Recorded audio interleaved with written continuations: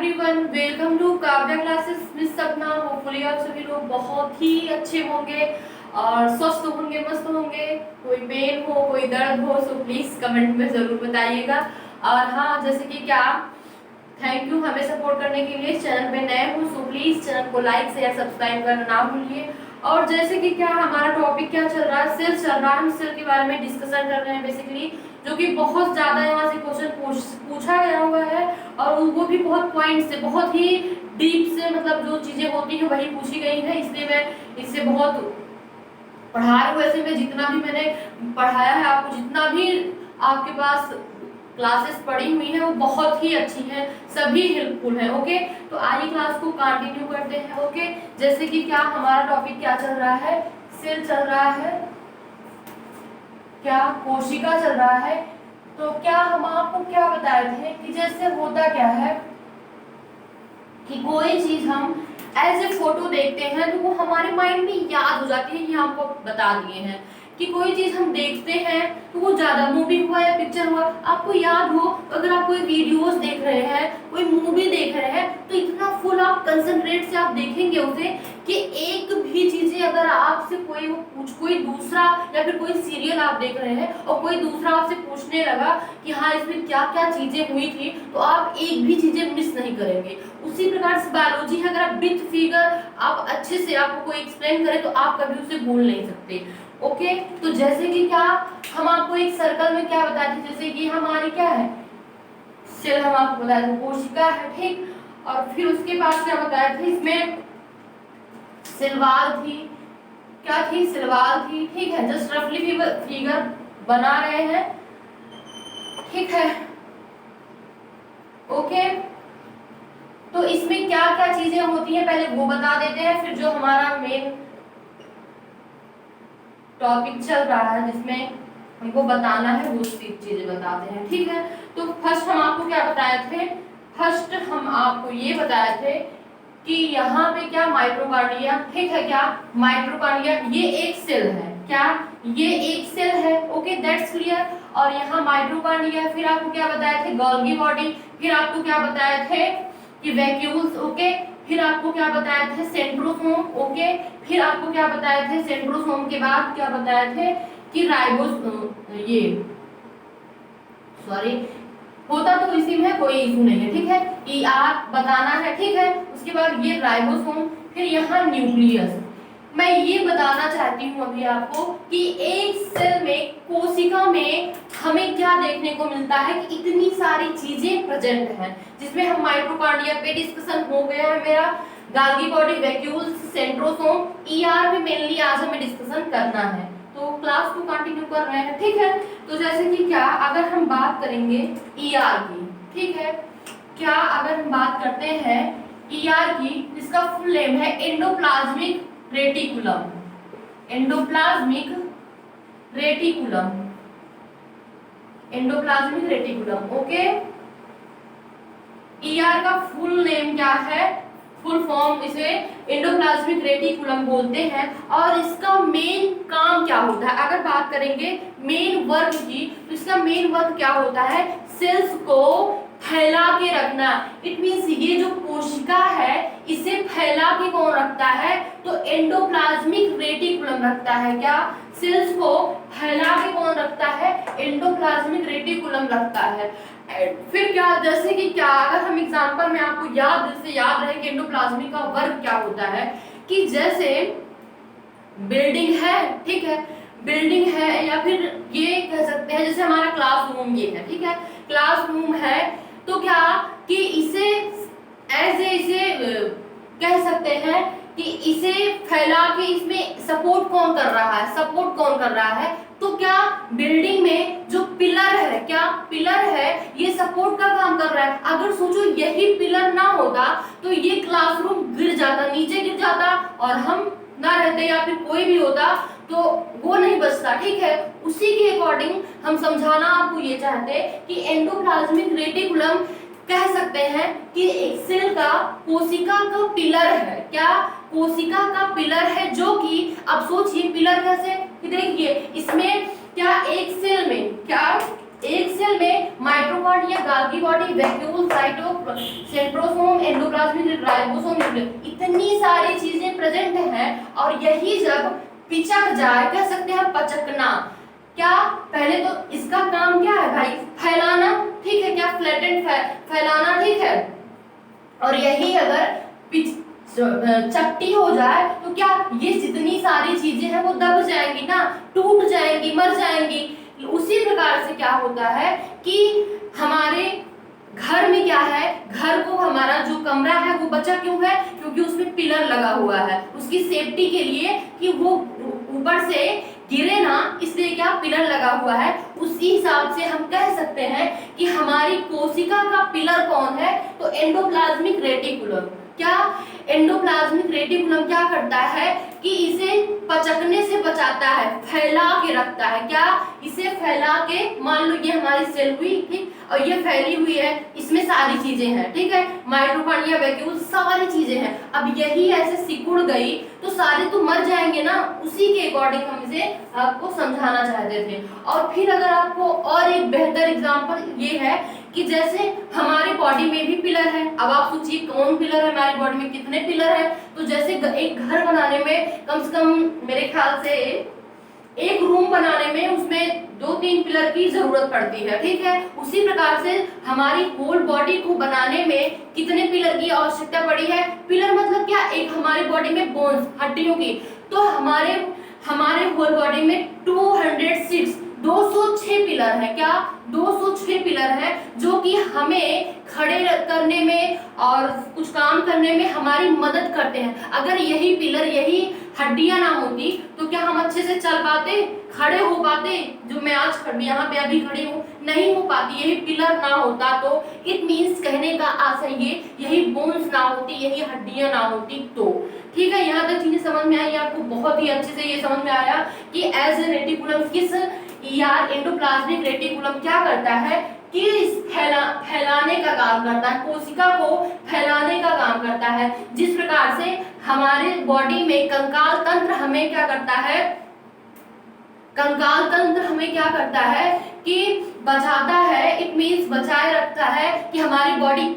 बचक न जाए। उसी प्रकार से क्या होता है, ये सेल क्या होता है, सेल को बचाने का कार्य कि सेल पचक न जाए कौन करता है, एंडोप्लाज्मिक रेटिकुलम। कौन करता है, और सब सॉफ्ट, ये क्या करता है, सॉफ्ट होता है। क्या सॉफ्ट होता है, अंदर से भी इसे स्ट्रॉन्ग करता है कोशिका को, ठीक है। तो जस्ट अभी हम आपको एक बार रिकॉल कर रहे हैं कि क्या क्या चीजें हम आपको बता दिए, ठीक है। ईआर भी हो गया हमारा, ठीक। और माइटोकॉन्ड्रिया का आपको क्या होता है कि इसका मेन फंक्शन क्या होता है, क्रेब्स साइकिल के थ्रू क्या, एटीपी का फॉर्मेशन करना। उसके बाद क्या, एटीपी एनर्जी का फॉर्मेशन करना, ठीक है, क्या एनर्जी का फॉर्मेशन करना। और फिर गाल्गी बॉडी क्या करता है, ट्रांसफर करता है, एनर्जी का ट्रांसफर करना। वैक्यूल्स क्या करता है, पानी को कलेक्ट करता है, ठीक है। और ये सेंट्रोसोम क्या करता है, सेल डिवीजन करता है। क्या, सेल डिवीजन। ईआर क्या करता है, इसे फैलाने का काम करता है, किसे, सेल्स को फैलाने का काम करता है, जिससे सेल सिकुड़ ना जाए। तो यहाँ बेसिकली थोड़ा सा हम पॉइंट ऑफ व्यू से थोड़ा सा हम यहाँ पे लिख दे रहे हैं जिससे आपको समझ में आए कि माइटोकॉन्ड्रिया की बात करेंगे, एक रफली आपको बता रहे हैं जिससे आपके माइंड में रहे। माइटोकॉन्ड्रिया का वर्क क्या होता है, एनर्जी का उत्पादन करना। क्या, एनर्जी का उत्पादन करना, ठीक। और अगर हम बात करेंगे गोल्गी बॉडी का वर्क क्या होता है, तो ये क्या करता है, परिवहन करना, एनर्जी का परिवहन करना, ठीक है। एंड फिर थर्ड हम क्या देखेंगे, वैक्यूल्स का वर्क क्या होता है, वैक्यूल्स का वर्क क्या होता है, इसे रसधानी बोलते हैं, ओके। इसका वर्क क्या होता है, तो वैक्यूल्स का वर्क होता है गाल्गी, हाँ, वैक्यूल्स का वर्क होता है पानी को स्टोर करना, वाटर को स्टोर करना, ठीक है। और फिर सेंट्रोसोम का वर्क क्या होता है, सेंट्रोसोम की वर्क की बात करेंगे तो सेल डिवीजन का काम करना। क्या, सेल डिवीजन का काम करना। और फिर बात करेंगे किसकी, ईआर की। अगर हम बात करते हैं तो ईआर का वर्क होता है सेल को फैला कर रखना, फैलाकर रखना। आई होप यहाँ तक आपको कोई भी कंफ्यूजन नहीं होगी। क्या यहाँ तक आपको कोई भी कंफ्यूजन नहीं होगी? ओके, यहाँ तक आपको कोई भी 1 मिनट कोई भी कंफ्यूजन नहीं होगी। ओके, कि क्या अभी हम सिर्फ में आपको क्या बताए, सिर्फ आप लोग अच्छे से सुनिए, एकदम याद हो जाएगा। क्या बताए, एक कोशिका में क्या कि माइटोकॉन्ड्रिया होता है जो कि एनर्जी रिलीज करता है, एनर्जी का उत्पादन करता है, और किस गैस का हेल्प लेता है, तो O2 ऑक्सीजन की हेल्प लेता है। और अगर बात करेंगे हम किसकी, माइटोकॉन्ड्रिया के बाद गाल्गी बॉडी की, जो कि क्या करता है कि एनर्जी को ट्रांसफर करता है। बहुत एनर्जी माइटोकॉन्ड्रिया बना ही दिया, अगर उसे ट्रांसफर करने वाला कोई नहीं हो तो उसका कोई मतलब नहीं है। ठीक है, क्या एनर्जी का ट्रांसफर करना। और वैक्यूल्स क्या होते हैं, हम लोग की बॉडी में 65% वाटर होता है, जो कि क्या बहुत अलग अलग फॉर्म में हम लेते हैं उसे, तो क्या उसे क्या करता है, स्टोर करता है। और बहुत सारे वैक्यूल्स होते हैं, ये प्लांट में भी होते हैं, प्लांट सेल में भी होते हैं, एनिमल सेल में भी होते हैं। अगर हम बात करेंगे सेंट्रोसोम की, तो सेंट्रोसोम क्या करता है कि ये सेल डिवीजन करता है, और सबसे ज्यादा तेजी से सेल डिवीजन किसमें होता है, तो लीवर में होता है। इसलिए उसमें कैंसर होने की चांसेस बहुत ही ज्यादा होते हैं, क्योंकि जरूरत से ज्यादा कोशिका का विभाजन हुआ तो वहां पे क्या होता है, कैंसर होने का खतरा होता है। और फिर अगर हम बात करते हैं किसकी, कि सबसे कम तो ब्रेन में, लेकिन जो 10% ग्लियल सेल से ब्रेन बना होता है, इसलिए वहां भी सेल डिवीजन होता है, तो इंसान को ब्रेन ट्यूमर हो जाता है। That's clear. फिर क्या, या एंडोप्लाज्मिक रेटिकुलम क्या करता है कि सेल को फैलाने का काम करता है, कि सेल फैली रहे, ऐसे चिपके ना, इतनी सिकुड़े ना। अगर सेल सिकुड़ गई तो इसमें जितनी भी चीजें हैं वो सारी नष्ट हो जाएंगी। यहाँ तक चीजें आपको क्लियर हुई, समझ में आई? ओके, ठीक है, यहाँ तक चीजें आपको एकदम क्लियर हो गई कि क्या कैसे है। और फिर हम आपको क्या बताए, माइटोकॉन्ड्रिया की खोज किसने की थी, तो रिचर्ड अल्टमान ने की थी, बट उसका नाम क्या रखा था, बायोप्लास्ट रखा था। क्या इसका नाम बायोप्लास्ट रखा था, बायोप्लास्ट रखा था, किसने, रिचर्ड अल्टमान ने। लेकिन उसके बाद कार्ल वेंडा आए, जो कि माइटोकॉन्ड्रिया का नाम थी। गाल्गी बॉडी की डिस्कवरी किसने की थी, तो कैमिलो गाल्गी ने की थी, इसलिए इसका नाम गाल्गी बॉडी पड़ा। और क्रेब्स साइकिल की बात करेंगे, किसने डिस्कवरी की थी, क्रेब्स नामक साइंटिस्ट ने की थी, तो इसलिए क्या होता है कि उनके नाम पर क्रेब्स साइकिल पड़ी। लेकिन अपने इंडिया में ना बहुत कम डिस्कवरी करते हैं। पता किसकी डिस्कवरी होती है, गोल वाला रसगुल्ला। ठीक है, कैसे बनता है भाई गोल वाला, और व्हाइट वाला जो होता है रसगुल्ला, वो भी, ठीक है, जिसे छेना वाला रसगुल्ला बोलते हैं। यहाँ ये सारी डिस्कवरी बहुत ज्यादा हो रही है। ठीक है, जस्ट आपको एक हंसने के लिए मैंने बोला, बाकी ऐसा नहीं है, होता है, बहुत सारे लोग हैं जो कि, लेकिन सबसे ज्यादा साइंटिस्ट अपने यहाँ नहीं है, सबसे ज्यादा बाहर ही। आपको कोई भी आप किसी की हिस्ट्री पढ़ेंगे या फिर किसी की बायोग्राफी पढ़ेंगे तो आपको ज्यादातर साइंटिस्ट वहीं के मिलेंगे। ठीक है, कोई अच्छी बुक पढ़ते हैं जूलॉजी या बायोलॉजी की, तो आपको वहीं के मिलेंगे। ठीक है, तो ज्यादातर फॉरेन राइटर ने बुक लिखी है। ओके, तो यहाँ तक चीजें आपको क्लियर हुई, ये सारी चीजें समझ में आई।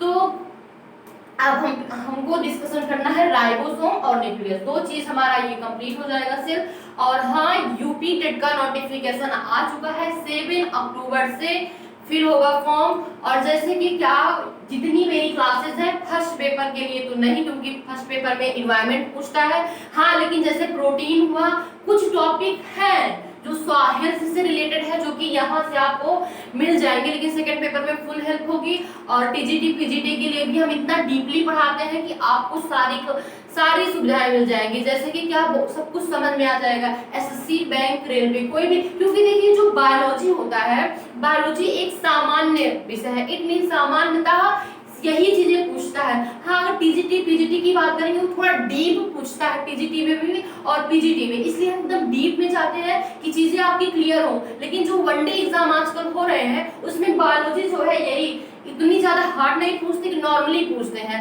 तो जितनी सारी चीजें हम बता रहे हैं, आप लोग पहले क्लास लीजिए, अटेंड करिए क्लास को, उसके बाद आप अपना प्रैक्टिस सेट सॉल्व करिए, आपका आंसर 100% बनेगा ही बनेगा। ठीक है, तो अगर चैनल पे नए हो सो प्लीज चैनल को लाइक शेयर सब्सक्राइब करना ना भूलिए। और लेकिन बहुत ही अच्छा लग रहा है कि आप लोग हमें इतना अच्छा कमेंट करते हैं, मुझे देख के बहुत अच्छा लगता है, एक एनर्जी मिलती है पढ़ाने की।